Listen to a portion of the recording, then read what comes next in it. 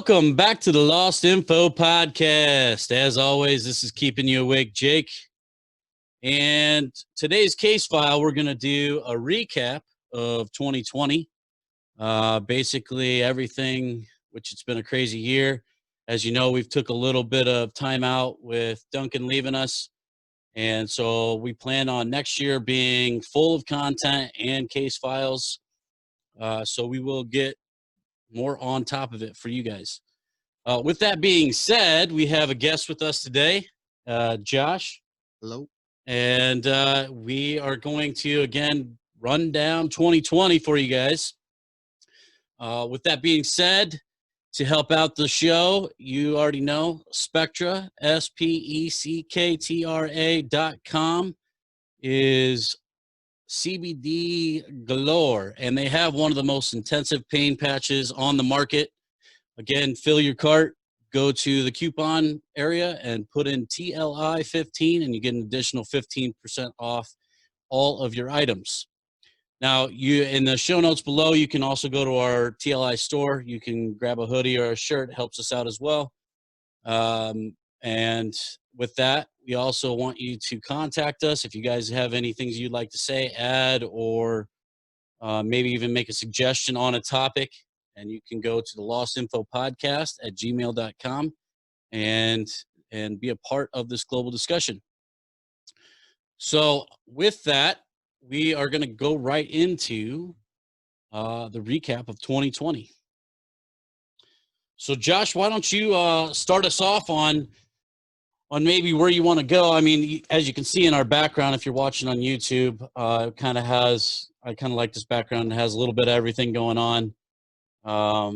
Which there was a lot in 2020. Like it didn't really leave us wanting like some more events. Usually it's just kind of stupid stuff. Who got a DUI and celebrity, whatever. This one was a little bit more intensive of a year on just crazy things happening all throughout 2020. I think when crazy things happen, a lot of stuff may be getting covered up that they want to be forgotten. So I just recapped like 2019, some of the events that were happening that they might want us to forget about. That's usually one of, but yeah. So the one thing is that I do agree with is that usually when you see a lot of topics on the news, there's usually something going on behind Wizard of Oz curtain that they don't want you to pay attention to. Unfortunately, this year was more of probably one of the biggest scares since 9/11 as far as the economy and just how things are unfolding in general. Can you go out in public? You have to buy all the toilet paper you can possibly find, all that other weird shit that kind of occurred when, they put this feed of pandemic, crisis, blah, blah, blah, over and over on CNN, Fox, all these news channels to where you have no other option but to be scared. Mass hysteria. If you listen to it over and over, which they do, and then they'd put the, case count and death count right in the corner of the screen, 24 hours a day. To me, it's, I don't want to say that it's plain and clear that that's what they're trying to achieve, but to me, that's what it seems like is when they're putting in your face nonstop. It's to serve an agenda, which, we can only try to find that lost info and be a part of and figure it out. So let's run down 2020. I guess first we'll start January was the beginning of it, obviously, and it started with a lot of wildfires in Australia that were just unheard of. I mean, obviously they lost tons of animals, tons of property, houses, all that stuff, but it was basically one of those things that now you're looking back, I couldn't see 2020 starting any other way. But on fire. Yeah, put on fire, exactly. Yeah. So that was one of the things. That's a little panda back here. And how'd that start? Just drought and... Well, they say, yeah. They were taking water and sending it overseas, weren't they? Yeah. That's another thing that's weird to me is that we find that these places with drought have water all around them. And to me, I think it would have been, and I know it's expensive, from what I've researched. Desalination.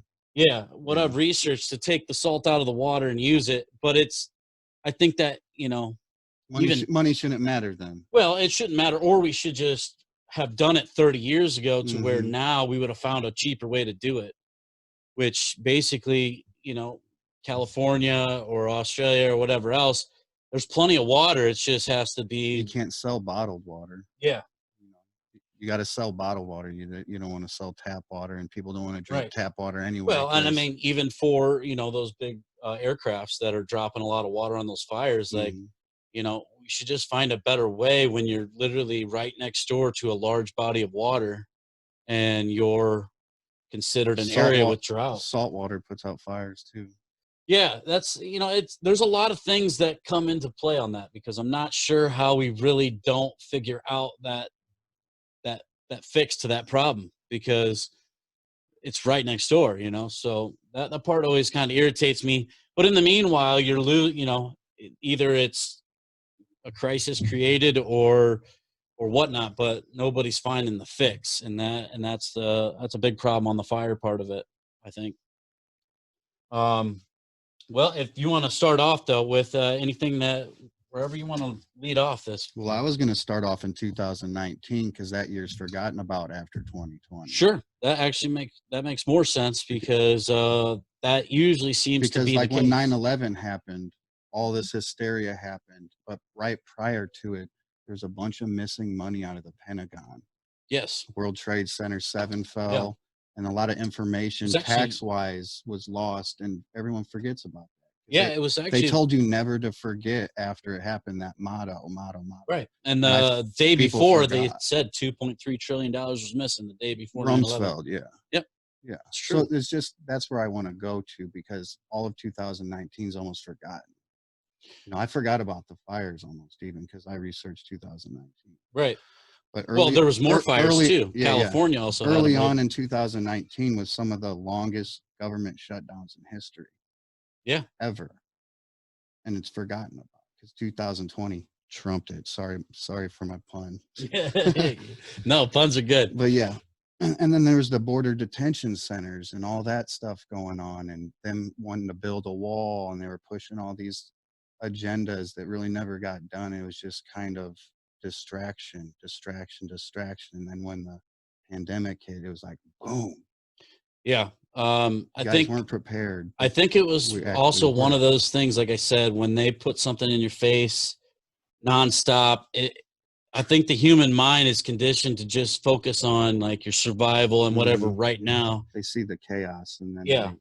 And you don't think about everything else going on in the big but picture. all year long in 2019, it was like Trump first Dems, Trump first Dems, Trump. It was just fighting, Well, fighting. that continued all the way through. I mean, even right now, we're at such a huge Still, yeah. divide that it's almost scary to think that the American people want to pick a side that you're never going to be a part of. Either one is not the side that you're actually going to, the values don't even stay the same as when they originated. Mm-hmm. And the fact that if you pick a side so hard that you don't care about facts and you just hate your neighbor because he's on the other side, I'd say that they're winning and you're losing, Yeah. which Too seems to be much the case. fighting and no talking. They call it bipartisan, whatever, but they just need to get along and progress as human beings and not as left or right or black or white. It's just way too much division already. Yeah, I would agree. I would definitely agree. And it's that's a popularity contest now for the king of the presidency, and it's just weird. yeah. No representation. I've tried to get represent fighting Yes. and being divided and not working together, basically, and distractions all year long. Yeah. Of 2019, distractions into 2020. Yeah, there was, the thing is, like, and we'll get into that part too, is that you see that there's an agenda on each side, but the problem still exists. It's still real. It's just somebody, I don't know, decides for the party to which side to take. And we'll get into, the racial part and the protests and whatever else. seemed to be that this was a democratic thing to, to be a part of this protest. And then the others were saying, oh, this is just violence and chaos. But in all reality, there is a problem. And then either they or somebody brought it to a level of chaos and craziness instead of just what can we do to address the problem and figure it out. For sure. Another thing was Syria. That whole thing happened. Oh yeah. We're like toe to toe with Russia and Ukraine and just all that wild stuff that really doesn't get an answer for why it even happened. And then Corona hits and it just gets swept under the rug. Like you don't let something chaotic go to waste as far as politicians using it as something else more than what it just is. Definitely. Because Corona is real. I know plenty of people have had it. And I've had people that survived. I had Corona, and I'll tell you my experience. I mean, I don't know a lot of people I don't really know anybody that's died from it personally, but I know there is out there. Now, we have a lot of the things because, the influenza and flu season, they didn't even count those deaths as just theirs in particular. It was with coronavirus, which it is a flu. So I don't know. They're just kind of saying, even if you had pre-existing conditions, but the one that ended you was Corona, then that's ruled the reason why you died. I think that those numbers are inflated to an extent because I think that anything that happened to you, influenza or a flu, at the moment of you have, 3 pre-existing things, you're not looking good anyway. But that adds to a lot of the fear and whatever else. But when I had it, I can't speak for everybody else, but I can speak for myself. It was different. It was definitely different than any flu I've ever had. It came on fairly quick, and basically like a normal flu, you have, a day that you start feeling a little weird, and the next day you have a fever and whatever, it kind of draws out. For me, it happened it went through all of its symptoms as quick as possible. So Yeah. I had a fever. When did you have it? I had it a month and a half ago. And do you know anyone that tells you that they had it way earlier? They think they did, like way. Yes. Me too. Yeah. Tons of people, including my immediate family. Yeah, they were messed up. Actually, one of my friends, in March, told me that he was pretty sure he had it. He actually works for the railroad, and he goes to Chicago all the time, a bigger city. And he had said that he definitely knows he had it because he had never felt that way before. But mine was only in a day. So I had a cough, I had a fever, and then the next day I lost my taste and smell to an extent. I still had a little bit of it. And then, but I didn't really have any drawn out symptoms, fortunately. It's a coincidence that you say that you had it, all the symptoms kind of in one, and it was like a rushed cold, because I had the same symptoms. I'm talking like early January, before they really even started hitting. I knew a lot of people from Chicago too, and deal with a lot of people, and I had it within I'm talking 3 hours. Yeah. Shivers came on like this. Oh, it was fast. I almost called my mom to get me some fucking chicken noodle soup. Yeah. I was like, this is insane. And the only thing that cooled me off was I got under the blanket, got real warm, had my dogs under there, and I just chilled, did some breathing techniques, got chill, and then didn't succumb to the hysteria that came after. Yeah, it was weird because I mean, I usually don't get sick. I'm kind of a pretty good immune system, but I do know how my body acts. Anytime that I do get something, I kind of really pay attention to it. And this was on a fast track. It just ran through everything real quick.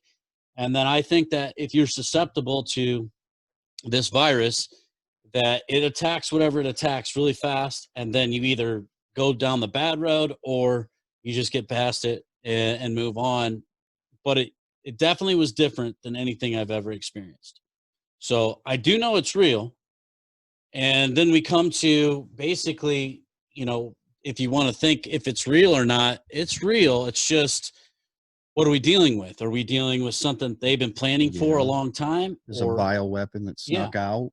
or was it a Because bioweapon that was I know released? it wasn't a bat at this point, and I know people don't die and lay on the sidewalks like they were showing early on with the China stuff. Yeah.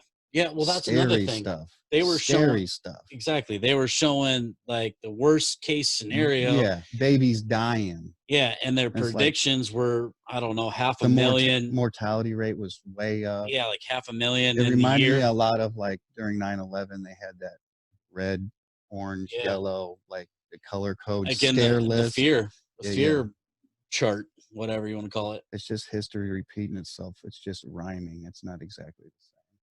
I agree. Now, I personally, I think some of it comes down to, and I know that everybody's thinking the same thing, and we'll get into that. But if it was created, I mean, we're looking at, people are saying, oh, well, some of these pharmaceuticals and this medical industry was preparing for another pandemic because it was unavoidable. Now, throughout history, we've had them. I agree. But usually when they happen, the elites and the rich don't, make more money than they've ever made in their life and then have the fix to the problem that they're going to make more than they've ever made. And to me, if you follow the money in a lot of things, just like Josh was saying, when we're talking 9/11 and the day before they were announcing all the money missing, and then we're talking, you have to trace through all this stuff and it takes a while, and that's the lost info. But with this, we're going to run down where all these vaccination companies are going to make the money. And then it's kind of like, well, that doesn't seem like this is just like, hey, let's find a fix as quick as we can. And then in 9 months, solve a problem that we haven't been able to fix vaccines. It takes up to 20 years. Yeah. Early as So, 7. so this, I think it's called Project Warp Speed is what they Mhm. called it. And this is unprecedented. And the thing that gets down to me is if you track the money, it looks like if everything was already in place. They're just waiting a certain amount of time and then say, hey, here it is, and then force it upon the public. And then I've heard rumors that they're going to pay you to take the vaccine. Now, I don't know what this vaccine's purpose actually is, because I don't think it's just for the vaccination of the virus, but I don't know if, we're talking, and these are all conspiracy It's to theories see around the who's world. it's to see who's gonna conform and who doesn't. Yeah, and there's a lot of conspiracy, different routes you can take. It's who to conform, or it's microchips that are being injected with the vaccine, or it's something that changes your DNA completely. There's a lot of different ways to look at it. Now, obviously, we don't know that, but I do know from history that if the government pushes something this hard and this fast and is willing to compensate you to go along with them, you should question it.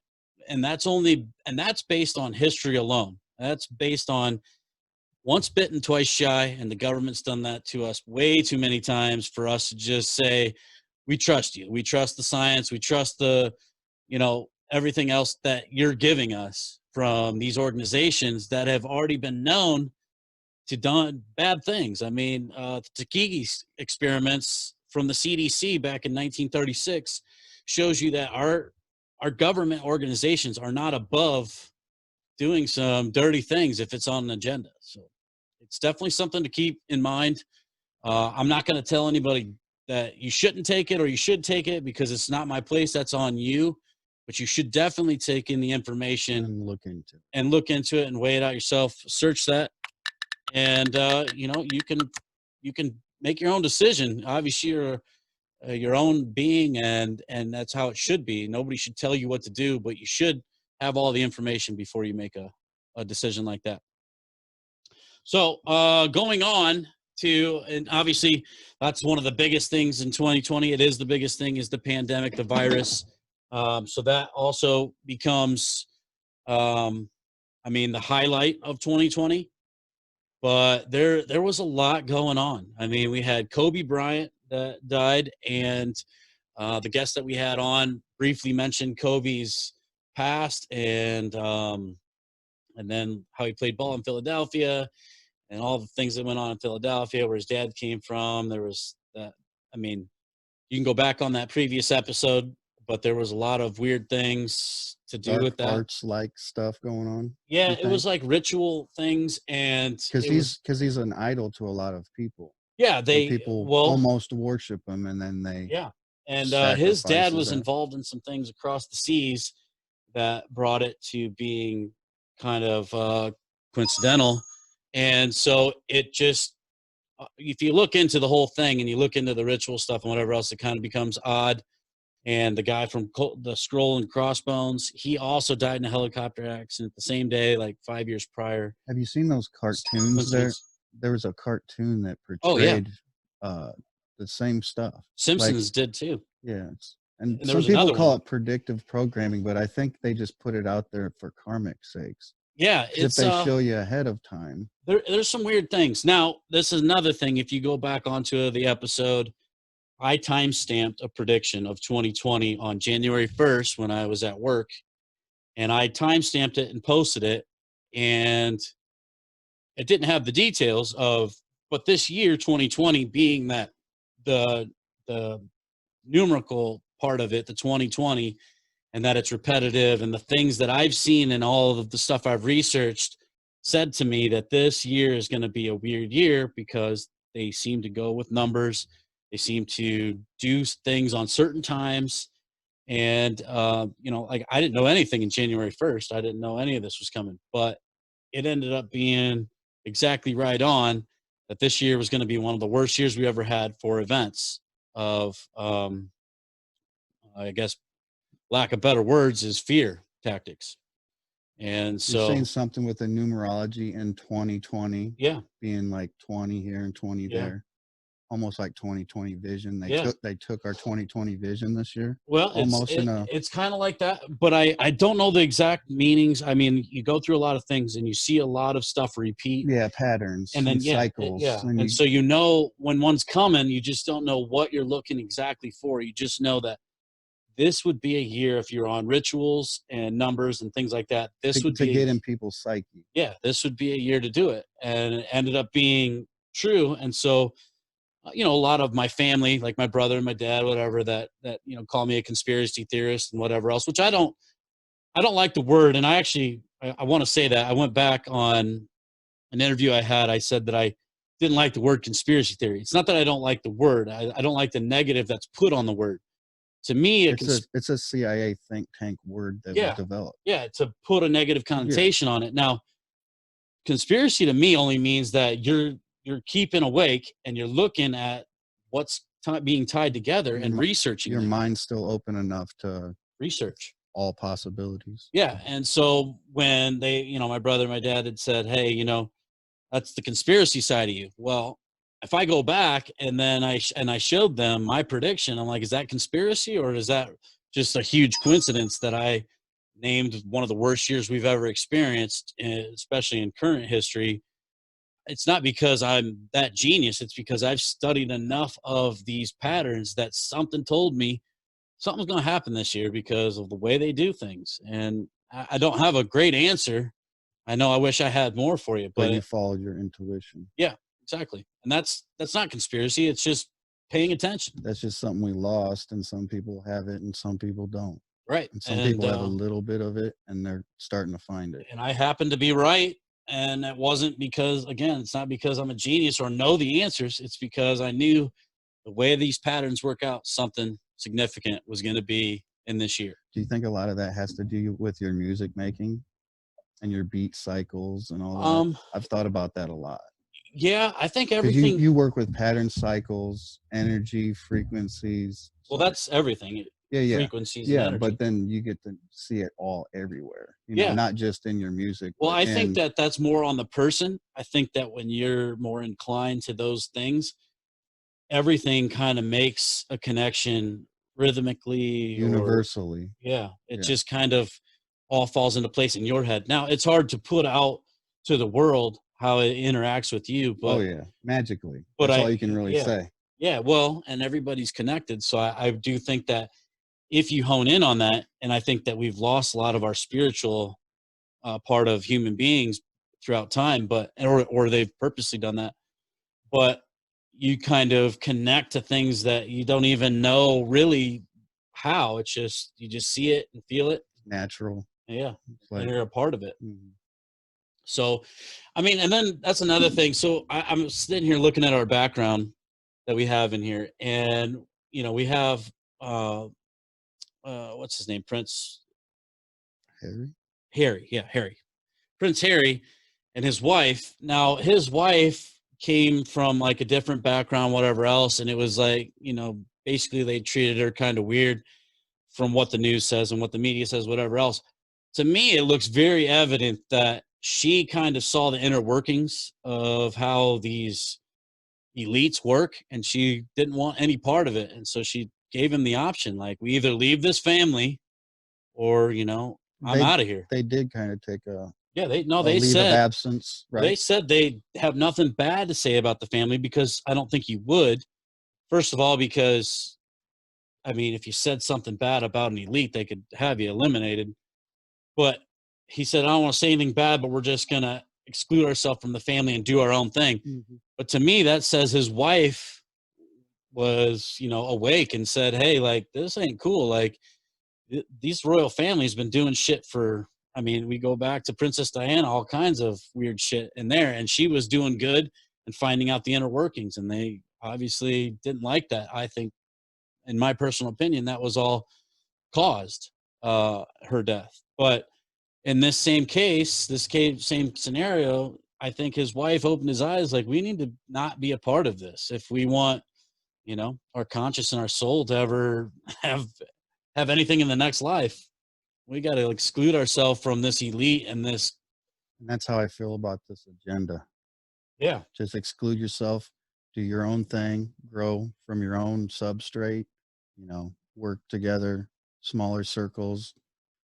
We couldn't get food at one point almost, and grow your own food. Just do it yourself. I think Do there was a lot something. of good things Yeah, yeah. that came out of it, even though it was all bad in You general. know what the first thing I remembered? I drive to work every day and I work outside for a living. So the airs were so clean to breathe when there was no pollution going on. It was Absolutely. beautiful. There was nature come back that you hadn't seen for a while. Seen Oh a yeah. bunch of foxes, and Well, there was all there those was there turtles, was deer coming into New York City and stuff.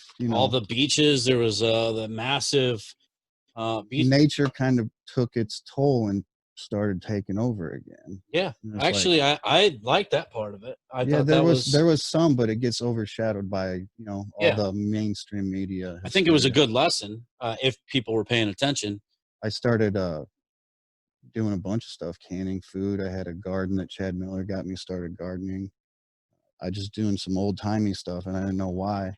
And then Yeah, several years later, this stuff hit, and I'm like, okay, I'm less worried, yeah. Well, less hysterical. it did take you back. I think it stepped you back from the fast-paced world that we were Hmm. in, to give you a glimpse that if we took a step back, nature will heal itself.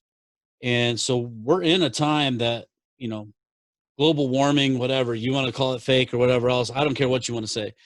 But if you keep filling this world with the pollutants of fossil fuels and whatever else, it's not going to be good. So you can believe in global warming or whatever else, but the more that we damage this earth, it'll have an effect. But I think this showed that with a little time and a little um, aggression from people to make a better choice or take time outs, that nature will heal itself, and we can have a future for our future generations. But until then, I think that we live in our own misery, and we leave it up to these, elite giants to say, oh, fossil fuels aren't doing this, global warming's not real, and just keep destroying it.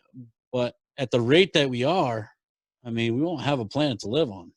So I think that there was a very eye-opening occurrence that happened when everybody took a little time out. Hmm.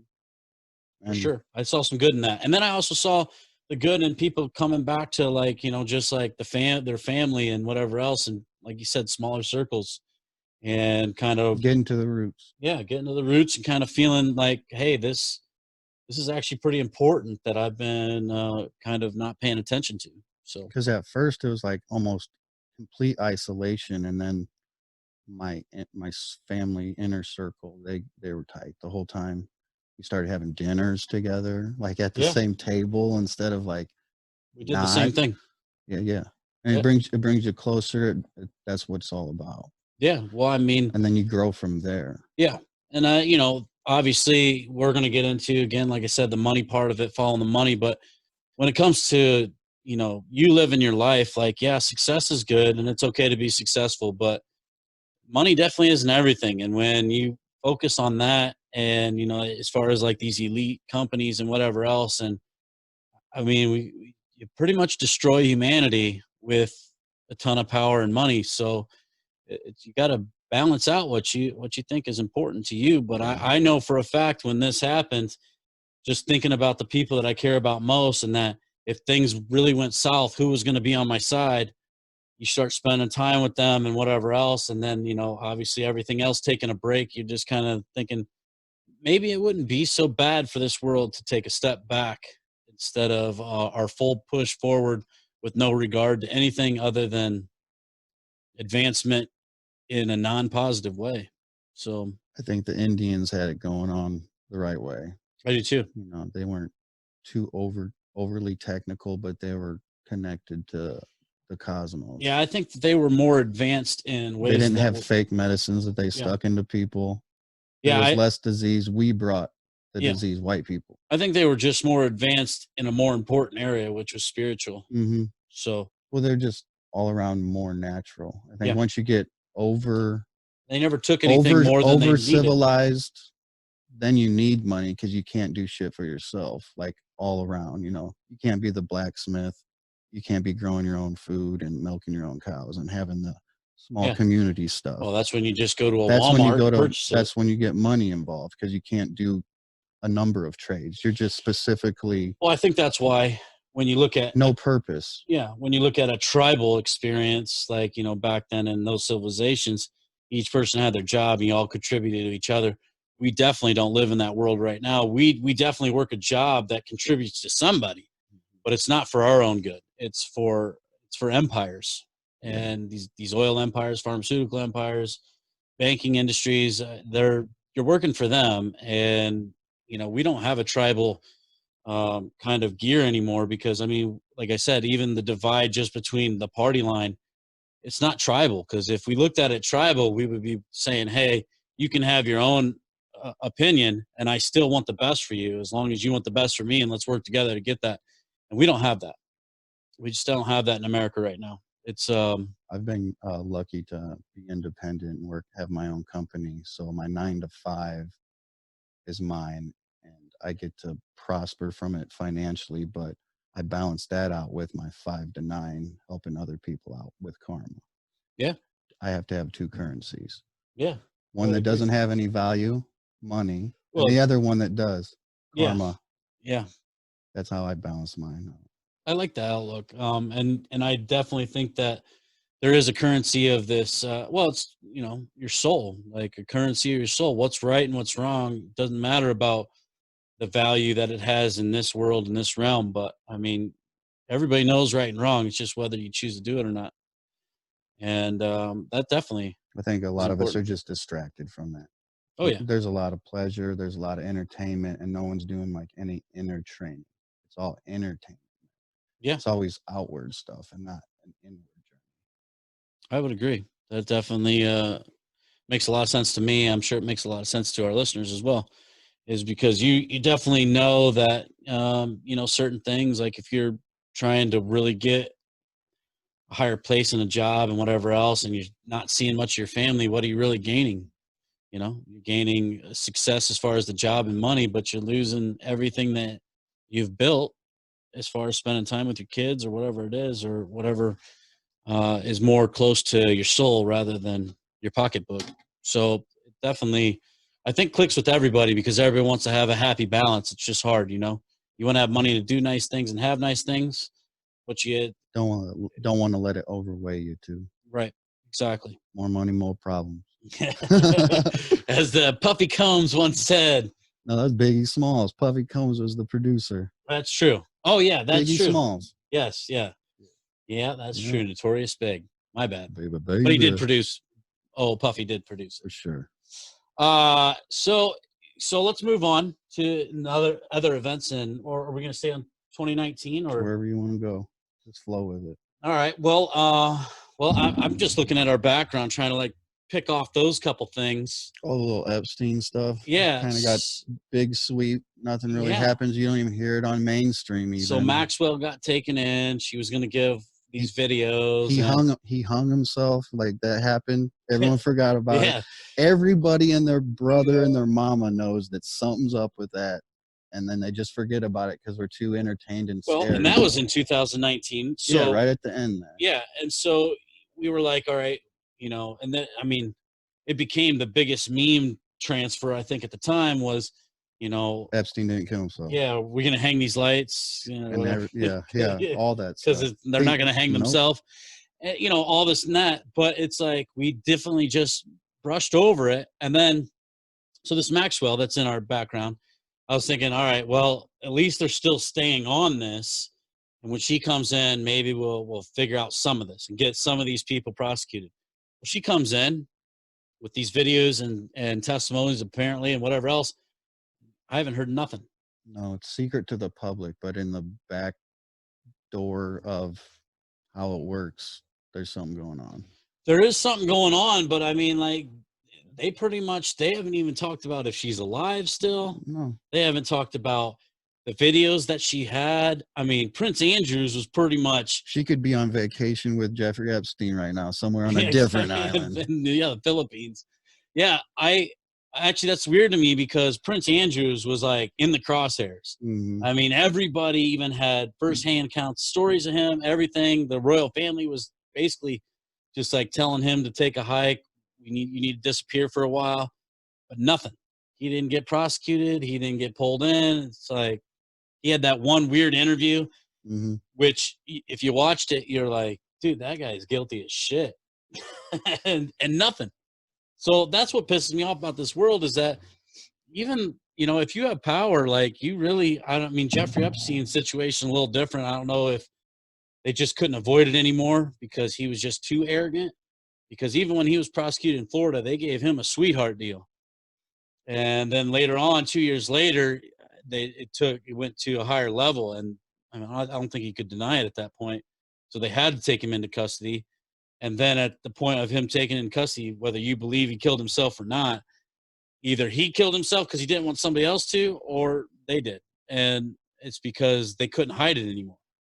It became too crazy. And the way that originally started, if you go back to our Jeffrey Epstein episode, was really just a journalist that started looking into some things and put him on blast. And that's how it all started back in the early 2000s. And then it kept gathering ground. And then finally, there was enough girls that wanted to come out and tell their story. Like, fuck this guy. Whatever happened to El Chapo? Wasn't that 2019 as well? Yeah. That was a big story, and like probably had some CIA connections. They worked together with all the drug dealers around the world. Actually, I don't remember how that turned out. I know that he escaped. Yeah. And then they got him again. Sent him to Cali. And then it's like kind of nothing. I don't know. Pound search that because I don't really remember how that turned out either. Too. Well, that's like you're saying. There's a lot of things that just completely like come off the table forever when you are focused on, you know, a world crisis, quote unquote. Yeah. But well, it is, but it, you know, if it's created, then it was just cause chaos. But even if it was natural, they're using it for more than just what it is. Yeah, there's never let a crisis go to waste, right? Yeah. Were you just going to say that? Yeah, I was going to say that. I was going to say that coincidence button. Yeah. Well, it's true because it's been said by a lot of people in high power is that, especially in politics, is that never let a crisis go to waste. And they never do. They never fail on that. So I guess we'll go right down the chart. We got Kim Jong-un. Trump's buddy. Yeah. Rodman's best friend. Yeah. What a weird scenario. Yeah. I mean, you can't even really write that shit. No. But so like a cartoon going on. Yeah, it's the weirdest Rodman's thing. A cartoon. He is. And the thing is, for those two to be friends is already fucking weird. It's weird because he's from North Korea and they're like censored from the world basically, but he loves American basketball and eating like an American Yeah. because he looks like an American the way Yeah. he looks compared to the Yeah. poor people Obese and around him. everything else. Yeah. Well, and the thing that's weird is that, you have these two strange characters. One being that you're just so young and you come into a dictatorship, which that that's never a good outcome. You should never put a young. Even I have had a lot of How situations when old I was was he? young. Do you know? What's that? How old was he when they put him or was in I want to place? say he was 22, Okay, yeah, you're not but even pound search that. I think he was 22 when he became the leader, and at that point, like I can think back on my past, I wasn't ready for any kind your of frontal lobes aren't even connected until 25. yeah, yeah. There's just too many problems that can occur when you're leading a country with nuclear weapons and whatever else. And an ego. Yeah, the ego is the worst part about it, and that you can tell that he has that or had that if he really died. But But you can't not have an ego and fight America one-on-one yeah, either. well, I think he knows. So this is another thing that comes into play with this. This is a part that I find a little weird. Is that if you go back to prior to 9/11, you have 7 countries that don't have central banks in them. And then you fast forward after 9/11 and the Iraq war and whatever else, 4 of those countries are wiped off the list. Now have central bank systems in them. And if we can learn anything in history is that the elites, and especially the Rothschild family with the central banking, they have an agenda for sure. And so Control, yeah, dominance, power, yeah. And so the last surveillance. 3 countries end up being North Korea, Iran, and Cuba that don't have central banking systems in them. I think Biden's going to bring us to Iran real quick. Yeah. And so with War this drums are Kim beating. Jong, I think that he was making a point saying, I'm not going to go easy, but I know you want to put a central banking system in my and convert me into the ways of the Western world, and I don't want to do it. And I don't think that he wanted to start a war because that ego says, hey, I won't be able to lead a country if I'm in a black fucking hole of dust because America has spent all their money on military and bombed the shit out of my country. So he's not stupid to that fact. I don't think he just wants to die, but he was saying, hey, leave me the fuck alone. I don't want to convert to your system. And we were pushing the thing. And then you get Trump going over there Do you think saying, he's taking a vaccine? no. Well, maybe he did. Maybe that's why he died. But Did he die? that's what they say. We just haven't heard from him or what? Well, the sister came on and made a conference, and so even in the headlines of things, it says Kim Jong Un died by rumor, Hmm. and so like they even add that in a lot of the headlines. But he supposedly died, and his sister took over, and I guess she's a real wench. From the stories that I've heard, now I mean, obviously I don't know, but I heard she was like in charge of the military and one of the higher ups in his regime, and I guess she was a ruthless wench. So I don't know, that'll be a good thing either, because I was thinking, well, maybe she'll take a softer side of things, but the stories I heard, that's not going to be the case. However, I don't really know. I've never, and again, that's another topic that never was really brought back up. I'm gonna have to start digging again. We'll have to all pound search that one too. Another 2020 anomaly that this guy, and the thing is, like, Trump calling him Rocket Man, all these fucking name callings and whatever they were saying, all of a sudden they end up meeting and talking, and then Trump's kind of the same ego, it's all about me, whatever else, this and that. And then he's saying, oh, he's just a misunderstood guy. He is, but he's a really good guy. Like, no, he's not. This guy kills his own people, doesn't let his own people have access to the world. He's not a good guy. Now, whether you think that he's sociable to you or you can hang out with him, sure. But an American president saying that this is a good guy and that, I mean, yeah, let's not start a war, but I don't think we have to be scared of Kim starting a war with us. It's the other way around. Kim's scared of us starting a war with him. Now, whether we blame it on him is one thing, but he's not going to fire first. To me, it just seems like a no win for him, and he knows that. Now, couldn't the elites, even him not being part of the world, just in the background be all working together, and they just orchestrate this. Yeah, and I think You know, that because was North Korea prints the most counterfeit currency in the world of American dollars, and it yeah. all just seems connected in the Well, background. I will say that it does usually, after history's already made, you can go back and find the different connections. But I do think that there is a lot working together, except for the United States doesn't really take part in what I'm looking at as the central banking is a world organization. Mhm. And I think that it was more or less like using America as your strong arm. And we're thinking, hey, we don't want to go to war and have, as far as the military, like, is this necessary? Everyone that doesn't have a central bank is gonna have freedom fries, right? Yeah. So, and yeah. So I think that the central banking wants them to have a central bank and conform. But America's kind of like, I don't want to be the strong arm for this again without a reason, which we always find a reason. And then again, 9/11, we blamed it on them taking down the World Trade Centers to go over there for war. Obviously, no weapons of mass destruction. However, we get into Iraq and then we get into wars, and then we're still in that war 19 years later. And we're still protecting poppy fields for the pharmaceuticals, Policing the oil. world. Yeah, and so there's a lot of agendas that come down when America is like, "Hey, we will benefit from this, so we'll take part." But us going to war and annihilating North Korea, it's kind of hard for us to justify that one because if he doesn't shoot first, I mean, then we just look like the bullies of the world, which we are. We just He was testing all the missiles, though. Remember?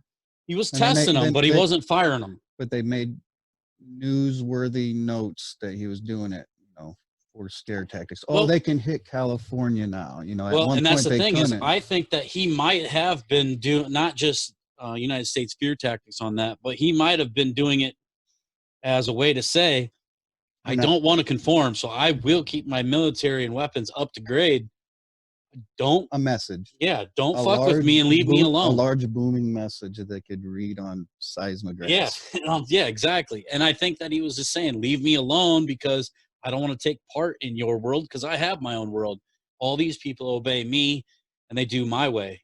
You guys do your way. I don't want any part of it because he's one of the last countries that's not conformed to the world banking What's left? giant. Iran, North Iran Korea. and Cuba. And then I thought that was weird when in the Obama administration, at the end of the Obama administration, we all of a sudden, even after having some weird shit in Cuba with some of our officials that were in Cuba, Oh yeah, they that had weird the sonic weapon or sonic whatever. weapon that was giving them headaches. And Sickness. instead of figuring out what that was, we were saying, oh, maybe it was Russians, maybe whatever else, blah, blah, blah. But then we had made a treaty with them to trade again. And I think, Opened up the door for tourism too. yeah, I wanted to go down there, see all yeah, them old cars, and yeah, then they exactly. shut that down. The old these And they Chevys and shut it everything. down. But this is the thing is that I think it was trying to take a different approach to trying to conform them into the central banking system without using the military Yeah, might. no strong arm. Yeah, to try to more converse them into Because just we like, already did that with the Bay of Pigs, right? yeah. And We they weren't blew it. having it. CIA blunder. Well, we'll get into one of those topics down the road because that's That's actually a good one. And if I, we'll have to go into it, but I remember that there was a CIA or military operation that they were going to try to put in place. like a coup. Yeah, a coup, but they were An coming up with invasion. ideas, and they were saying like one of them, and this was a false documented. flag, right? Well, no, this one was going to be to try to take over Cuba's military, but they were going to do snakes. There was actually a documented thing that they were going to basically plane drop like thousands and thousands of poisonous snakes. And it was like the most ridiculous thing I've ever read. I was like, and somebody in our government came up with that idea. And we'll get into that topic, but it was bizarre. But that was just one of the ideas on how we can try to, the Cuban Missile Crisis and all that, how we could get in there and try to conform them into, participating in the way that we do. And I think at the end of Obama's administration, that might have been a way that they were going to go the other route and more sweet talk them and promise them good trade with us in money and a better economy. Obama was a sweet talker. He was good. I will say this. Obama, I don't agree with a lot of the things that he followed along with because he was a leader. He was. You could follow him with some Well, hope. The charisma that he had, and if you listen to his speeches, you're like, man, and he was a brilliant guy, by the way. I mean, he graduated top of his class. But it's one of those things that, you know, when you look at it, it's almost scary because you're like, hey, I really trust this guy, to a point where you don't really know what he's doing, but you're saying, hey, this is a good guy.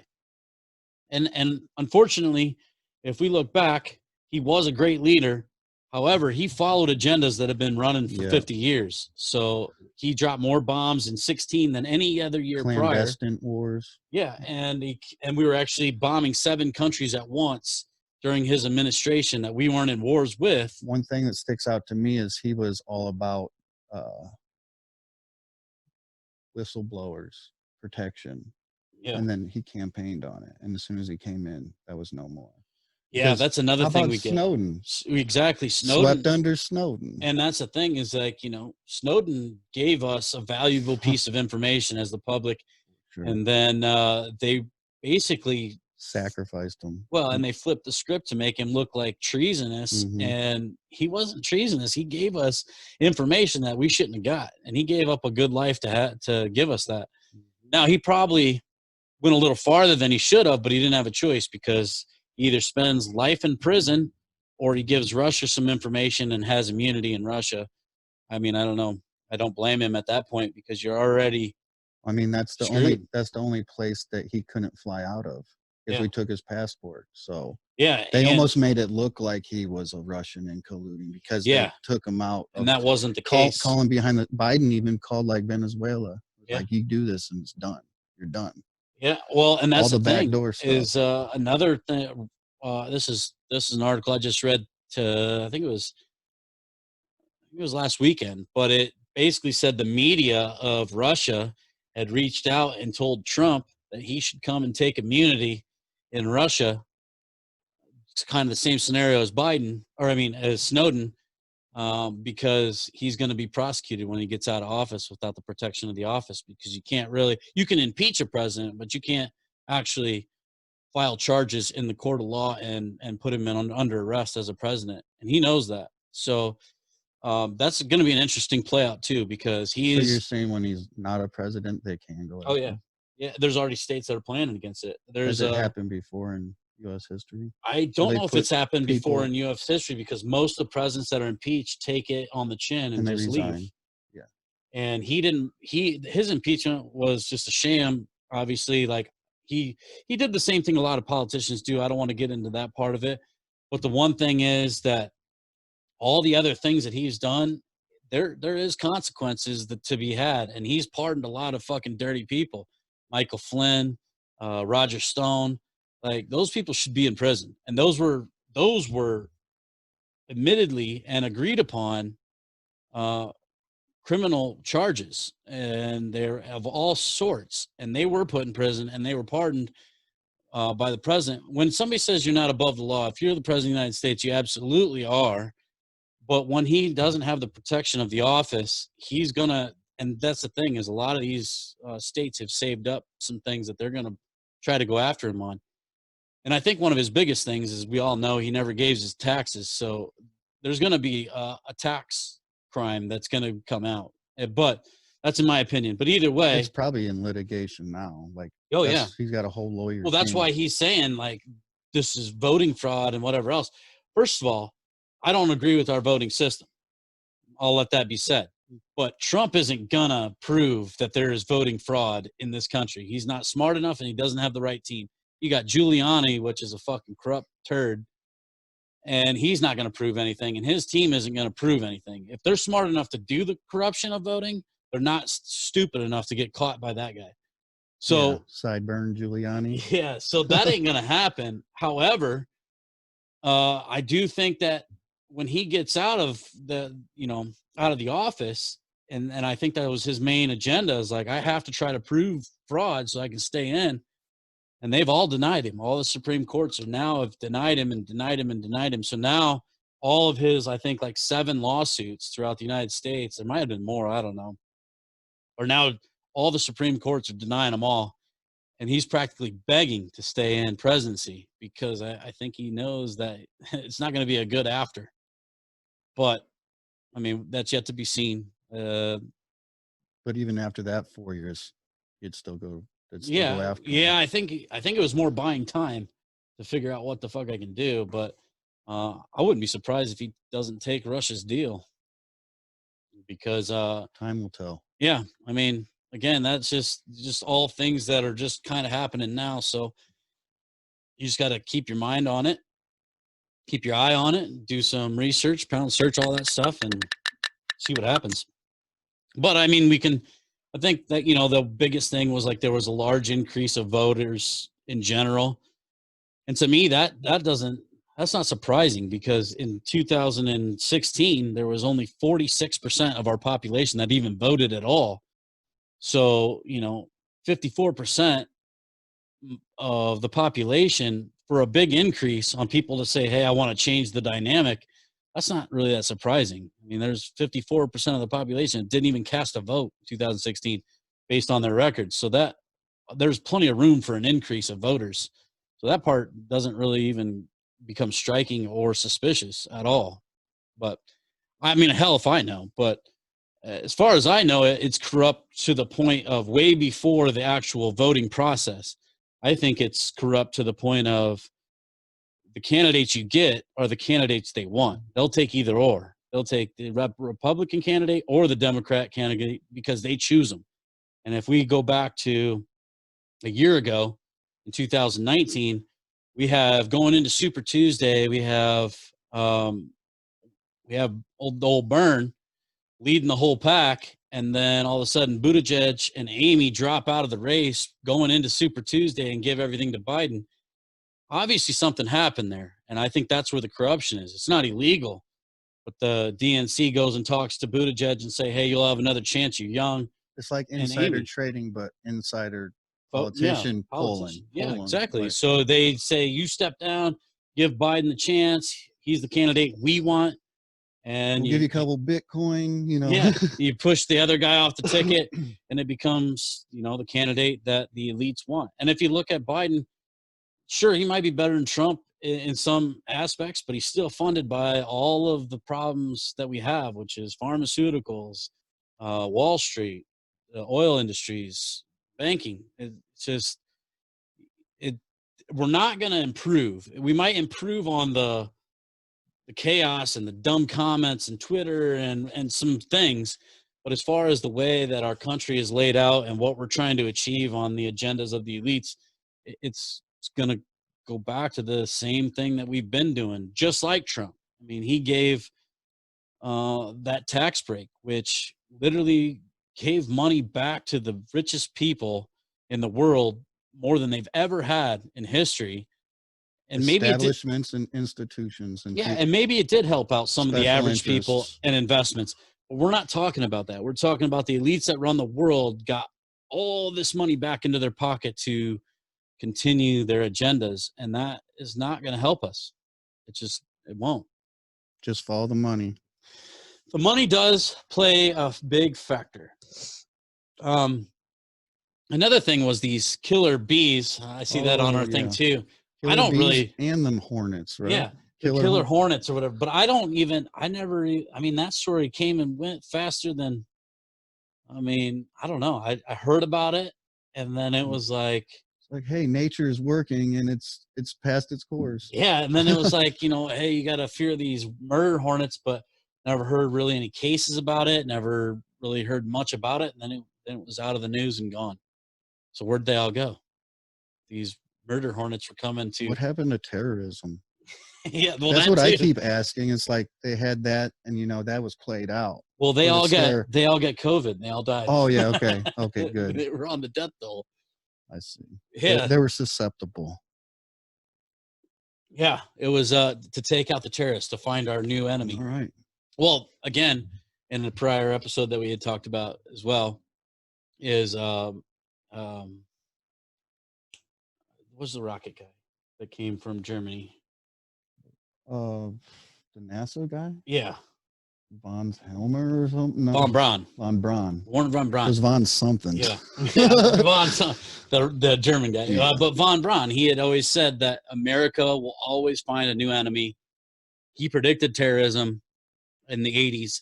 And then he had said that the next one was going to be a homemade invasion. So basically extraterrestrials, but it was going to be all. Yeah, everyone's looking towards the sky for this invasion, and what they do, they came within and invaded the world. Yeah, and so that's the thing is that you look at, just like von Braun's whole prediction on the United States always needs an enemy, why we have 8 times the military anybody else. You start to see the pattern, and it's like, man, it is weird because we always invent something that puts chaos, fear, and then it puts us in line for compliance. And the next kind of phase of this being patriotic. Yeah, exactly.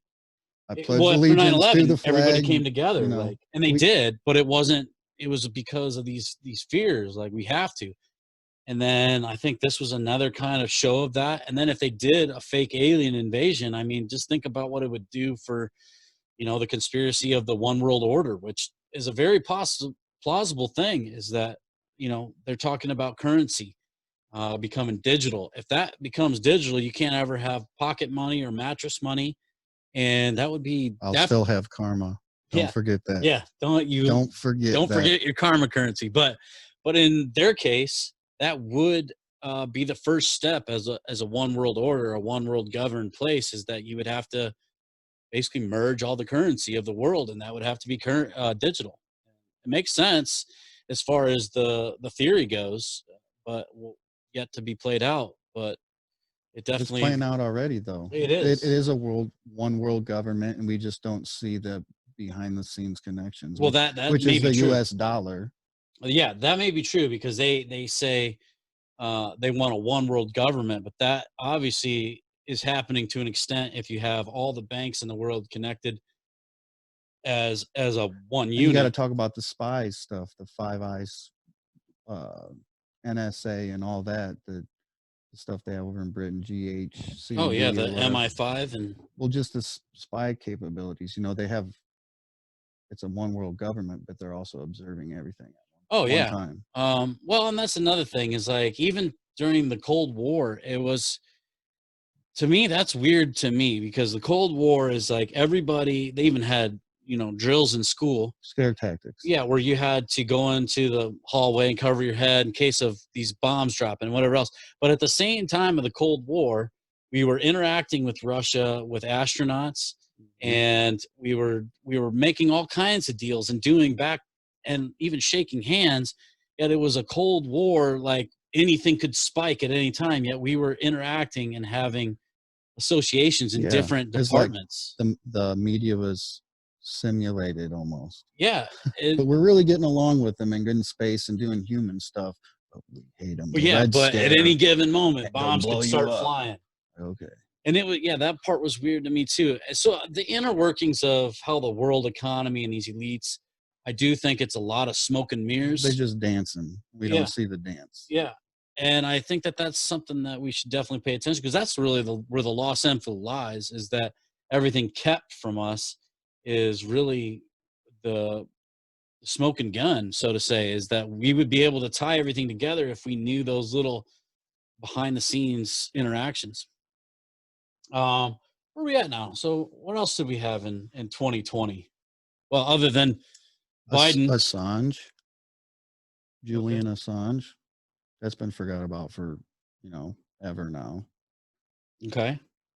Well, elaborate on that one. Just him being locked up and spreading information that the government doesn't want. And he couldn't get out of the embassy for a while. And that used to be a thing. And now you just don't hear it on the mainstream, but he's like really ill now and stuff. Probably gave him COVID. Well, and then there was also that journalist that was killed by the Saudis. Never really did anything about that. Mm-hmm. And he was kind of breaking a lot of stuff loose. Well, you see that a lot, actually. You see a lot of whenever real information starts coming whenever out, the truth tellers and truth seekers are getting they loud, they shut you off. yeah, they either kill Silence, the story, censored, or shadow kill you. banned, Yeah. put in underground. Yeah, or federal prison, whatever else. So that does happen a lot too, as a matter of fact. And just all the protests. They had a protest in Hong Kong. They had the yellow jacket protest. They had Iran was protesting. Well, that's another thing that we see. Black Lives Matter, all these movements, Me Too. Let's go into that too. Yeah. People getting canceled, shadow banned. Well, that's another big thing of 2020 is the Black Lives Matter movement. Now, we can talk about this in different ways, but the main point is there is a racial problem in America. It always has been. And the fact that, black men are being killed on a pretty high rate by police officers is a fact. Now, white men are killed too, but you got to look at the percentage. There's 70% white people. So if 15% of white people are being killed by cops, and you have, a population of whatever, 26%, and 15% of them are being killed, that's a big difference. But the point is that something with this authority and police officers, I don't know if it's being taught, I don't know, or taught, and I don't know that it's what the real circumstance of this is, but let's just take it to George Floyd, and people will have all their things about him. He was this, he was that, he was a drug addict, I don't care what you say, but what you saw on that video was a cop, and I don't care white or black, that killed a man in a street that was handcuffed. That shouldn't be allowed in any fucking place in the world. Like there was no critical scenario where this guy was going to do something. Nobody was in harm's way. You just had to put him in the back of the truck, take him to fucking court, whatever he did, whatever kind of person he was, crackhead, whatever you want to say. He'd go in front of a judge and have his day in court like everybody should. And there are a lot of good cops, but yeah, sometimes the bunch gets spoiled by a few. Right. And the one good saying that I had was, if you have 50 cops and 2 cops are completely outrageous and ridiculous, and the other 48 don't say a word, you got 50 bad cops. And that's what it is. And they're part of a fraternal club too, though. Right. And you saw the other protected. You saw the other ones stand by in the video. Now, I think back, if I was put myself in the place of the cop that was standing out there, I think he was a little Asian fellow, but he was standing out front and looked back. Now you have a guy turning red and crying for his mom, whatever else, with a knee on his neck. I would have grabbed that cop and like pushed him back a little bit, like, hey, like the guy's gonna fucking die. Like he has no air. Like calm down. Or took over. Like you get off him, I will. Yeah, I'll cover him. You cover the crowd. Yeah, something, anything. Or let's put him in the back of the cop car, lock the doors, and like it's just weird because you literally suffocate. Like, what do you think's gonna happen? Even the crowd knew. Like, get off his neck, dude. You're gonna kill him. And it's not like it's a hard thing to figure out. The end consequence is that when you cut off somebody's air, they're gonna die. So I don't know what he thought was going to happen or try to deny that he killed this guy in the streets, but this ain't the fucking wild west. What's happened with that case? Well, I mean, I haven't been. I think those currently, as far as the guy that had his knee on, I think is in jail. I don't know his sentence, and the 3 that watched had to go to jail, but I think they are let out currently. I'm not sure, but the pound search that. But the main thing is that the backlash of what happened was finally people saying like, "Hey, we've had enough of this shit," like, and then start acting. Everybody had their phones out recording after that. Well, and then it kept happening. And this is the problem, is that you see the protests start to happen. Okay, so as far as there's good cops, there's bad cops, right? And as far as there's good protesters with their heartfelt and the meaning of what they're doing behind them, there's also bad protesters that are taking advantage, and I call them opportunists of looting and whatever else, and they're just taking advantage of the situation. Now that doesn't really take away from the protest. The protest is still, uh, for a purpose, and a good one at that. I mean, you look back at Colin Kaepernick. This was 3, 4 years prior. He was taking a knee because police brutality, and everybody's like, "Oh, fuck this guy. He shouldn't get to play." Blah blah blah. Well, he was originally sitting. He took a knee because a veteran told him, Mm-hmm. "Don't disrespect the fallen. Take a knee so that you can respect the fallen and still make your point." And that's what he did, because he wasn't trying to make the point of fuck veterans. He was trying to say, I'm going to use my stage or my voice to protect, or make it known that this is happening. And everybody kind of wrote him off, and he got, traded, fire, whatever. Fuck his football skills and whatever else.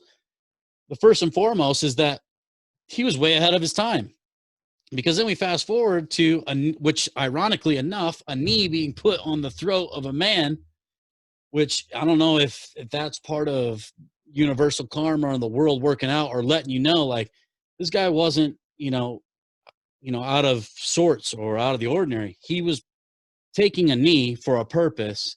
And then, ironically enough, or coincidental enough, you have a knee on a black man's throat, killing him in public for the exact reason that he took a knee. I don't know if that's any fucking clear to the public, but it should be. I never thought of it like that. It's like, He I was don't know taking if a it's knee. coming back around saying, Yeah, like, hey, think about what he was doing. Wake up. That's how I saw it. And I was like, that doesn't become any weirder than a knee being on, killing a black man for a black man taking a knee. He was saying, I can't breathe, and now nobody can breathe with a mask on. I know.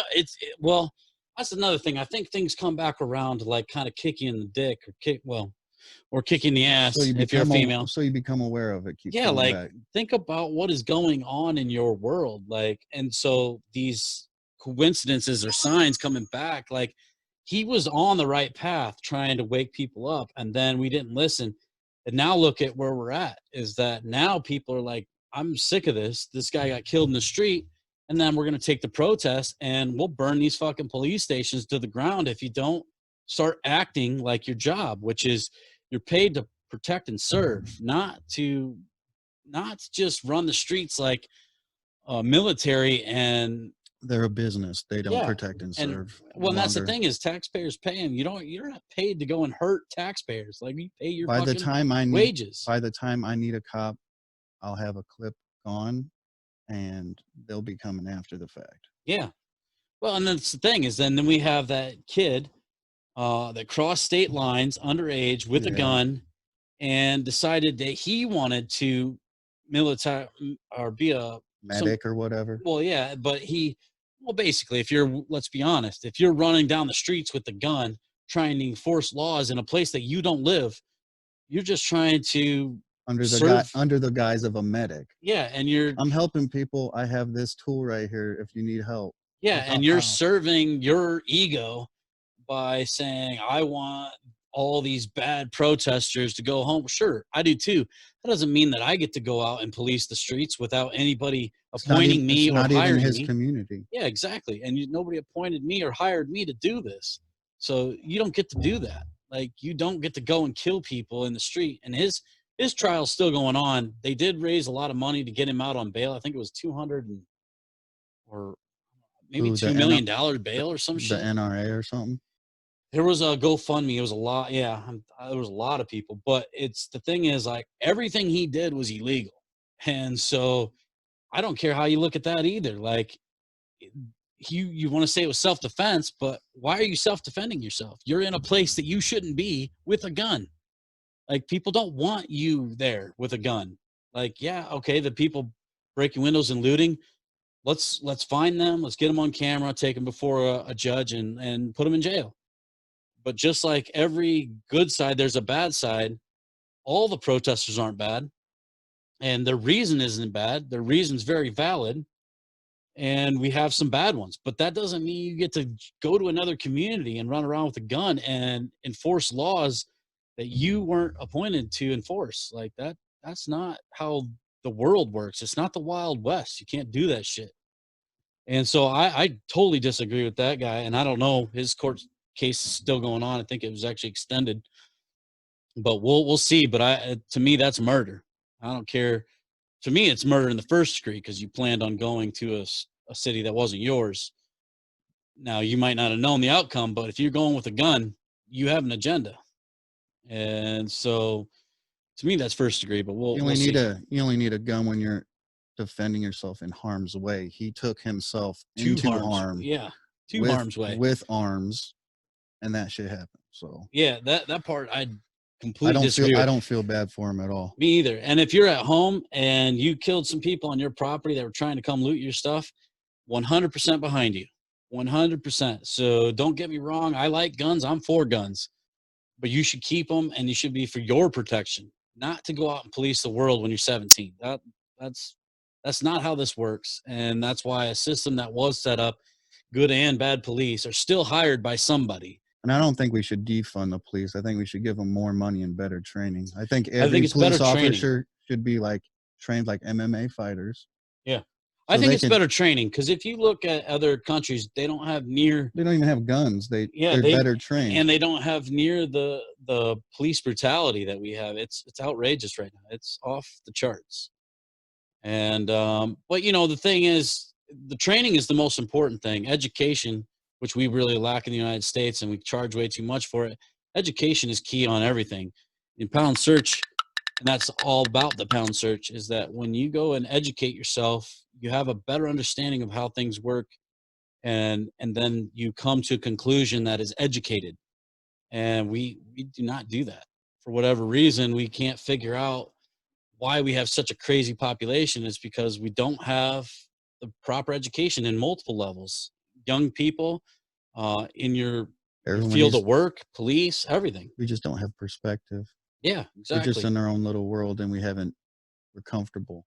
Well, America does live in its own world, unfortunately. Mm. We don't even look at, you know, how people view us and what we're doing in the rest of the world. Our media and our news come from America. If you go and you can do this for an exercise, because I find it very educational and important. Go and watch other people's news and see how they operate and what they talk about, and then watch ours on a similar story, and you can see how skewed it is. I know Chinese people and I know Thai people, and I ask them what goes on over there all the time. It's a total different. Oh yeah, our perspective is from an American perspective and not from a world perspective or that whatever we're looking at. So I encourage you to go find a story. Get out of the mainstream a little bit. Yeah, go find a Check it. story on. And fortunately, we have the internet. You can go anywhere else and view their news channels, and you can even have it translated and see how they talk about a story and how we view that same story, and you'll see how different things are. You'll find your truths. And I think that that's good to do on any topic. As a matter of fact, is you always do as much research as you can, and then you come to the conclusion of multiple points of view or perspectives that give you an educated point of view, that you can make an educated decision on a lot of things. So on what else we got on 2020 here? We've already covered a lot or going down, but I mean there is a lot in 2020. California fires. The California fires were massive. Also, just like Australia. Yeah, also record breaking every year. That vaping epidemic at the end of 2019 was weird. It kind of came and went real fast once there was a real lung disease that came. Yeah, it was like that was a precursor. Or what are they, sponge lung or whatever they call that shit? They were blaming on e-acetate or something that was put in, black market vapes and corporate ones. Again, I found that really funny in a sense that it's not funny, but it's ironic, was that Trump put out flavor band. A ban on vaping because of lung problems. And there was like 5 deaths at the time. And we look at tobacco industry, that's a giant of no other. And they don't even get ridiculed. And the lung cancer and the amount of death that's caused by cigarettes, which I'm a smoke one, but that's beyond the point. You shouldn't, is crazy. That they should have the same kind of bans. If you're banning anybody, it doesn't make sense. You're banning vaping stuff, and cigarettes cause or have a lot more influence on the public, and you don't ban nothing or even bring them up. It's weird to me. With that being said, I'm gonna coincidentally, ironically, smoke a cigarette.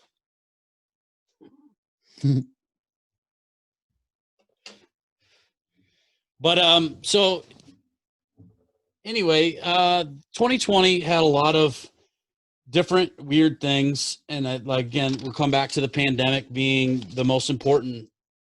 Now this is going to take us into the vaccine part of it, and No thanks. and the vaccine part of it becomes very strange to me because if I was looking at this which I was in the beginning of 2020, and I thought, man, I predicted something weird happened in 2020. There would have to be an outcome or a purpose or an agenda. And so I was like, what would this be? And then this virus happened. And then I thought, man, if they could conform everybody or charge for vaccines. And then I thought, at the time, I was thinking charge for vaccines, but I don't know what's in these vaccines. And I don't know the purpose, but it's being pushed upon the public. And I thought, this would be the outcome. They charge for the tests too. Don't forget about those millions and millions and millions and millions of tests that you're mandated to take. Yeah. And I thought, well, what would be the purpose of making sure everybody had this vaccine? Now, I still don't know that. But again, we went down the different theories to put a chip in you, to change your DNA, to see who could conform. All those things are a pretty viable, consequence of why, but we don't really know. The thing is that it's definitely an important part of an agenda. I don't know how important it is or what the purpose, but it is very important because you look at now they're incentivizing. Now they're not even going to charge you; they're going to give you money to take it. And there's also another theory that it's going to kill all the fertility of everybody's system, so that we're going to skip a generation of population. And that one was interesting to me because they were going to basically ruin everybody's fertile eggs or sperm or whatever it was so that they couldn't have kids in the next generation. Haven't they been doing that with our food anyway? Well, and that's the thing is that if we look at making everyone a beta male. I was going to say, if we look at the FDA and we look at all the stuff that's hormones in public and water, yeah. So, I mean, I worked for the public water system, so I got it pretty good. Yeah. So I would say that isn't far off either. And that would be a very, for them, that would be a very good fix, is to get everybody a shot that eventually destroyed the system of repopulation, and then skip a generation or whatever else until maybe evolution or nature took back over. And I don't know. Then again, if you want to get into a deeper theory, if we look at extraterrestrials, and a lot of people say they're future humans, time traveling back to try to figure out the past, they abduct us for apparently, reproduction things. And so tests on our reproduction systems. So maybe this is where it changed, and this is where everything got screwed up. And then they were coming back to this time frame to figure out, reproduction. Now that's a far out one, but it's still plausible if you look at all the facts on abductions and how you have girls that say that they've had babies or whatever else, and then they were gone. I don't know. It's just another thing to throw out there. Mind blown. But so anyway, we go down this whole rabbit hole on vaccines, and to me, again, you follow the money, and people are like, okay, well, Bill Gates obviously comes up. His name is all over the place right now. Well, this guy left Microsoft, then becomes, starts this foundation, the Bill and Melinda Foundation, Bill and Melinda Gates Foundation, and they kind of start literally taking over the health of all the world. Like, they're in funding all the research for all this stuff, and John Hopkins and all these universities and whatever else. Then they fund the companies and the pharmaceutical companies that make them.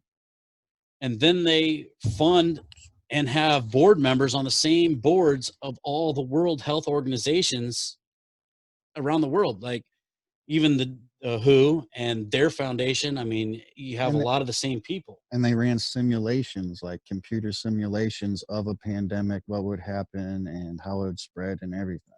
Yeah, They and rendered well, it that was before it even happened. simulation 201, I believe. Yeah, that's when you were talking about John Hopkins, the World Economic Forum, Yeah, and the and Bill it's Gates Foundation. well, and the thing is, okay, let's hypothetically say that you knew a pandemic was going to happen again. All right. So we've had viruses, the Spanish flu, everything else. We've had things like this. All right. But not quite to this level. But let's just say you knew it was going to happen. So you decide to make this foundation, kind of running down all the health organizations of the world, the research, the production, and just um the putting out of information on all the organizations that kind of control the whole thing. So you're kind of running all levels of it. You invest all this money in hopes that a pandemic happens, and then you make a ton of money on it. Because that's the only other scenario. Otherwise, it's all planned, and like in there's a Bill Gates interview in 2000. I can't remember the year, but it was in Switzerland, and he says, "I put $10 billion of my own money for a 21-to-1 return in the world." Is he meaning his own money or the world's health in general? I don't know. Meaning that you're investing in something you already know is coming, or that it was already planned and you knew about, or that you're a puppet of. I don't know how that goes down, but the way that you kind of track that down is you start investigating where the money. And since his money, and we're going to go down this little rabbit hole. So when he started the Bill and Melinda Foundation, Bill and Melinda Gates Foundation, there's a Bill and Melinda Gates Trust that organizes all the money, which is harder to track. But he was given a gift by Warren Buffett, which was 29-year-long friendship, whatever else, of a certain amount of money to start this foundation, whatever else. Warren Buffett owns Berkshire, whatever, investments, and they basically just invest. They're the largest investor in stocks. So Berkshire Hathaway. And so basically, Berkshire Hathaway was then, after the foundation grew and was getting donations and everything else from everybody else and investors, well, all of Berkshire Hathaway's stocks. So the Bill and Melinda Gates Foundation, or Bill and Melinda Gates Trust, owns 50 million shares of Berkshire Hathaway, which is a way to generate money for this foundation, which, okay, not a problem. You're just making a way to fund this whole agenda. Then you go deeper and you get into what they all invest in after they've made a ton of money, which they're talking about, Greenpeace and whatever else around the world, yet they're funded in every single oil company, every single arms company, Lockheed Martin, all kinds of different things on weapons and destruction. So, okay, all right, let's just say hypothetically, now you're just taking money to fund the good of the world by the bad of the world. That doesn't seem right to me, but all right, let's just go with that. Now you look in deeper and you find that when you get into these companies, these financial groups, and whatever else, it's a big cup game, and it's a very serious mess that we need to address. So you're finding out, all right, so I go to, all right, who's making these vaccines? Because they're the ones that are going to benefit off all of this. So we look at the manufacturers of the vaccines. Moderna is the head of it right now. Pfizer just got approved in the United States. And then BioNTech made an agreement and a partnership with Pfizer. And then there's CureVac, which is the bioscience behind it. And they're involved in these four main things of the vaccine right now. Now, back in August, Pfizer took a deal with the United States government for 100 million doses, yet they had not found the vaccine yet. They were still working on it. It wasn't 94% success rate by the FDA, which makes you approved by the United States. So you look into Pfizer. So I look into Pfizer. The majority shareholder of Pfizer is of couple, and this try to follow me, but this kind of goes in a lot of different directions. Bill and Melinda Gates Trust owns a lot of stock in Pfizer. And Moderna was given in 2016 a $20 million grant from Bill and Melinda Foundation. So those two, the top ones, are already involved with Bill and Melinda Gates Foundation. Now they're heavily funded by what's called there's four main investors, and they basically control the United States economy, if not the world. And one's Vanguard Group, and they invest in everything in Moderna and Pfizer.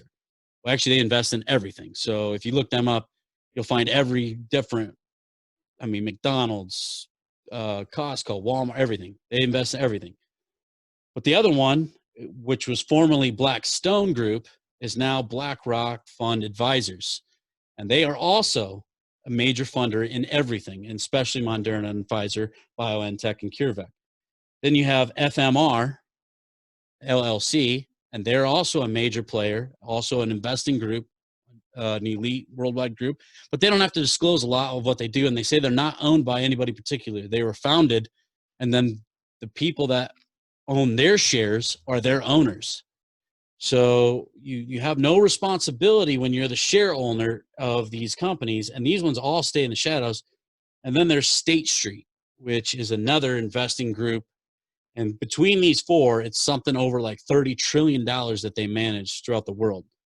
So I was like, okay, well, now we have to figure out who runs them.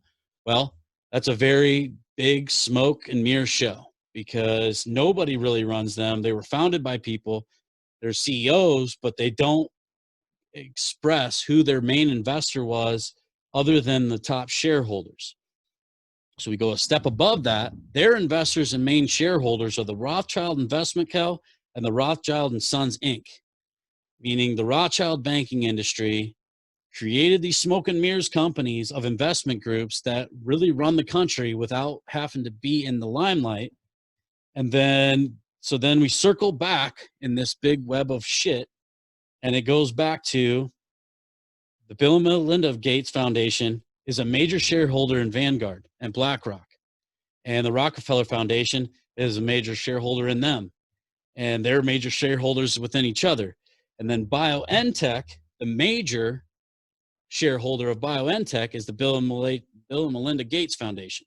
And CureVac was also the major shareholder was the Bill and Melinda Foundation. So we lead all this back to now I know why Bill Gates is in the limelight, because his whole agenda and his whole thing he started, whether you have to track it down, which took a long time just to figure all this out, is all invested in one another and back and forth. And however, he's got the lead on the health, and he's the one that's sitting to be the most profitable or powerful in the vaccines market. So, and then you ask yourself why, and that's what we come back to, and that's what we have to pound search and keep researching, because what is it that they're trying to achieve? Didn't Bill Gates create a program, Windows, that was susceptible to viruses? I don't know that for certain, but that'd be another good thing to pound and search. I'm pretty sure. But if you look at it from a computer world, so now there's a human virus out, and he's got a program set in place to fix it. It's like history repeating itself. Well, let's look at that, because that's a very good point. Because if we look at the computer and technology world to a biological world of humans, it's the same thing. It's a network of people or a network of software and the internet. And that if you released a virus in it, and then you were the one that gave the antivirus. Yeah, you make the antivirus program. You're the one that is curing and the most powerful in that world. You control the problem and the solution. That's so all it's about. How couldn't that be in a biological human world? I mean, that's actually a very good I think it's pretty certain that the people that put out antivirus programs also design viruses so they could get paid. It's the same situation. There was that what's that guy that McAfee. He was a fucking psycho. That is a crazy story. If you ever pound search Netflix that McAfee, dude, that story will blow. And I'm sure there's a lot of mind. I'm sure there's a lot of misinformation and like but like it's some wild stuff. Well, the thing is that we always say is in everything there's a bit of truth, and there's probably a lot of deception, but there's always a bit of truth. That story of McAfee is a wild one, but the thing is that those people would create the problem in order to have the fix to gain that power. It's called the Hegelian dialect. It's been a philosophy since Greek time to control the problem and solution. There you go. It's just a dance we don't see. They control it all. Well, I think that's and I try to live so far outside of it that doesn't affect me, but I see it affect so many people that I try to help them. I would have to agree. Like keep them awake. Yeah. Like Jake. Keeping you awake. Yeah. We're going to have to come up with a nickname for you. I think everybody wants, well, we usually do that on this show as a nickname. I got one, Choppy, but I don't know how good that would be. Well, I don't know. Does it have a background or is it? Yeah, I used to have big old sideburns. And they're called chops. We can call it. We'll just put it together. So I'm keeping you awake, Jake, and so far we got Choppy. But we'll improve on that if you like it. Message us at the lostinfopodcast@gmail.com. Oh boy, tell us they're gonna rename me if you like it. Yeah. Well, that's what we do. If you guys like it, or if you want something else, chime in. Tell us. So anyway, they all invest in each other. And they all shareholders of one another. But where it leads is the Rothschilds being the head of it all, which doesn't surprise me as much as it shows me that Bill isn't, if that was the case, Bill Gates isn't the head of it.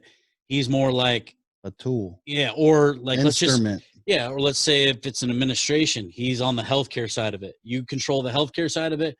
And then they probably have financial or banking head and oil head and, all that stuff. So just like an administration, like any other, you pick people to run that show.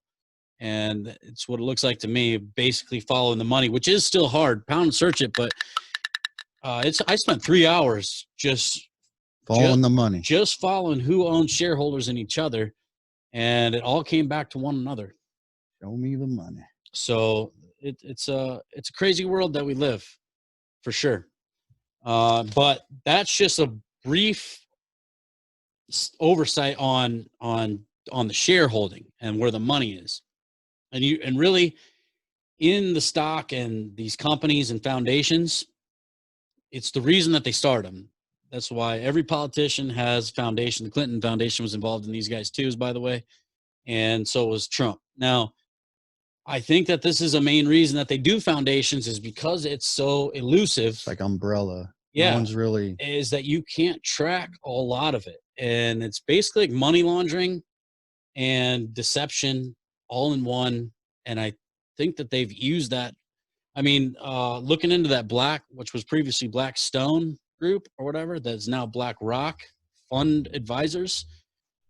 They're a huge one, and they spend the most money in lobbying and politician campaigns. And their main thing that I looked up was running bills for tax evasion, basically for tax havens. And because they own so much that if you pay out so much, you go with Ronald Reagan trickle down effect that we shouldn't tax these guys because they create jobs, bullshit. And that's what they basically live in. But if those four companies had a say and change their whole ways, they could literally change our economy overnight, because that's how much power and control they have without being in the actual companies themselves. They're just advisors and funders and money management. So it's a scary world when you look at it like that, because how do you really track them down other than being awake and then say, hey, we're done with this, and take money out of politics and change our politics is the only way that we really start to gain ground on that, because it's just a lot of power and control. And we're talking over $30 trillion. That's more than the United States debt. And obviously they control most of it. So they're choking on their money now, though, because they don't have any karma. Well, that's true. Karma is creeping. I just think, it's like a control grab. It's like the last bit of we're trying to stay in control, and I see them losing it. I do too. And I've said it many times on this, is that we're in a race, whether people wake up or these elites completely destroy ourselves and themselves, everything in general. But it's a race to get there, to wake up and start changing the narrative before it's too late. So that's Small definitely, circles change that narrative first. yeah, Then it'll echo out. for sure. We're going to take a quick break, and then we will come back and finish this case file up. All right, we just had to take a quick bathroom break. Hopefully you guys all took a break with us. So we're going to get into off the fence. And basically, we're going to start with Josh or Chops. Choppy. Choppy. Choppy chops. El whatever. Chapio. We'll come up with something. But we're gonna go with his off the fence and see what he thinks about 2020. I think if you haven't come out of 2020 with a new hustle, a new way of thinking, educating yourself on your immune system, you're doing yourself a disfavor. You've had a lot of time to reflect, and don't let the hysteria get to you. It happens all the time. There ain't anything to be afraid of.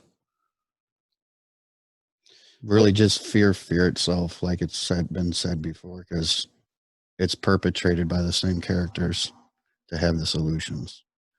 Look into Hegelian dialect. It's been a philosophy since Greek times. So, Yeah, just look into it for yourself. don't search it. Is that how you wanna? That's your outlook on 2020 off the fence? Mm-hmm. All right, my off the fence is I mean, like you said, I think there's a lot of things that have come good, or the silver lining is one of the sayings, is that you can find a lot of good things within the mess. One, like Choppy said, is reflect on yourself and look in yourself, and then kind of everything that Find the positive. I mean, find the positive. like we said, all the toxins cleared from the air for a few days there, and it was like nature started to take its course back, and we Yeah. live unnatural. Just live a little bit more natural and think of others and be more empathetic, and just work on helping others to help yourself. Absolutely. The main thing on the off the fence for me, other than taking the good out of it, is where this is heading. I really don't know their end game on this scenario, because you never really do until the future, and then you're looking back on history. Never ends. Yeah. Well, yeah, it You just just get a becomes a new- little bit more clear. You just get a new balance Yeah. every day. But I think that the vaccine's a very important part of their play. I don't know what the purpose exactly is, but I know that it's something very important to this plan of theirs. And I thought that before I even knew what this was. I just was like, hey, man, this is where they're headed with this. And then that's where we find ourselves. And then we have a vaccine that's done in 9 months. And I mean, we're talking a 20-year scenario that just got fast forwarded, and all of a sudden we're supposed to say, okay, not to mention, and I never did mention this earlier in the show, that in the law, all vaccine or pharmaceutical companies that produce the vaccines are not accountable for anything.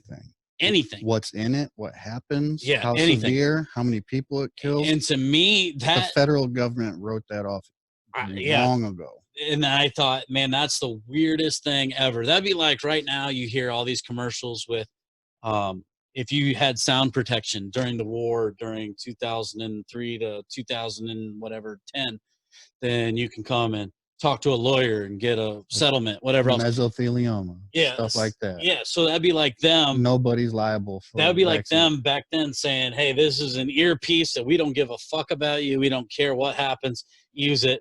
And you can never come back and sue us and never get, lose your hearing, and you get nothing for it. Why have laws if there's entities above it? Exactly. To write them off. Because they're making the laws. Yeah, to make them exempt for everything should tell you something right there. You should definitely question that.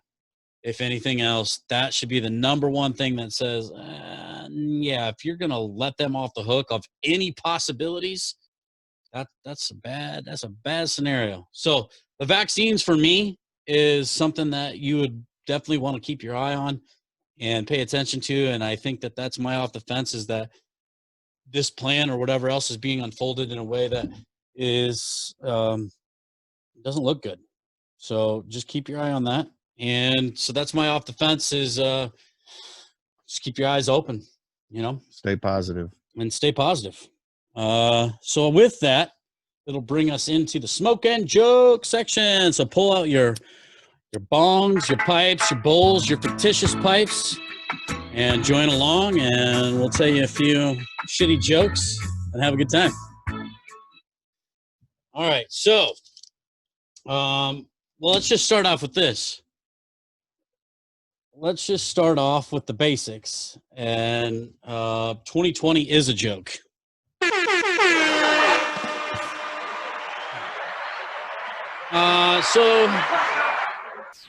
So you go down this road of old sayings and things like that, and have you ever heard, I wouldn't touch a person with a 6-foot pole?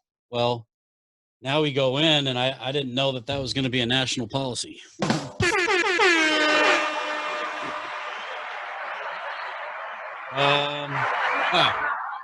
So here's a good one. They're all good, but good and corny, like we like them. So the World Health Organization, they announced that dogs could not contract the COVID.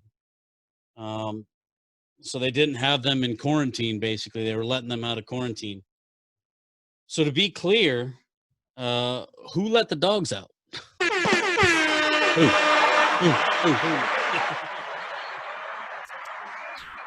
That one actually was my favorite, but it's just because it was so corny. I actually thought back to The Hangover when he comes into the who let the dogs out. But so we got another one here. So 2020, what a year. That shit went viral faster than 2 crackheads bum fighting on World Star. You know what? That's what they stopped having. There's no World Star videos because nobody's outside. Well, yeah. Well, that's another thing we find out on the joke section, but we didn't have many this week. But the one thing I find weird is, like, how did and I know people aren't in school, whatever else, but we didn't even have any mass shootings. So where'd those all of a sudden disappear to? Like, all of a sudden people weren't crazy anymore? They got COVID. Yeah. To me, that's just another thing, is like, you had a school shooting almost every month. It's all about division. There's a bunch of division, gun owners, non-gun owners, black, white. They make this division, and then they drop the bomb on you, and then nobody can unionize, basically, and speak up. Well, and then that's the thing, is like, and when they do, they make there's these moments where, like, these events happen, just like I say, in the school shooting, we had one like every month, and all of a sudden just disappeared. So yeah, a lot of people aren't in school, a lot of people aren't out, but you don't think that crazy people that were doing this before wouldn't just go out and start shooting up shit? Like, it just like completely disappeared. To me, that's weird. And I mean, we're talking one a month, and that wasn't just in schools. We're talking in public, at clubs, and whatever else. I mean, and to be quite honest, it happens all the time, but it's just how the media puts it up. That's very true. I don't know how many times I've seen the Twin Towers fall. Yeah. I still see them fall every once in a while. Got to remember. Yeah. Never forget. But that's the thing. They say never forget, but that's a reverse psychology trick. What are we never forgetting? That's a reverse psychology trick. It is. And it's like, because then you forget. Well, yeah, and you're never really you're not forgetting the moment, because everybody can think back to where I was when that happened. Or they might be like, if they do remember, they'll be in shock, because I think that was the first time I ever had PTSD. Yeah. Well, and that's the thing is, and I questioned everything when it happened, because I was like, there is no way that our almighty, all-seeing government, with their powers beyond belief, could allow this to happen. Even the Pentagon having a plane fly into it is is stupidity. Yeah. That's the most protected place probably on the planet. Where's the engines at? Yeah, that would never happen. And you don't even have a clip from all their cameras They of went, a plane. they went around to all the places that had footage and took it.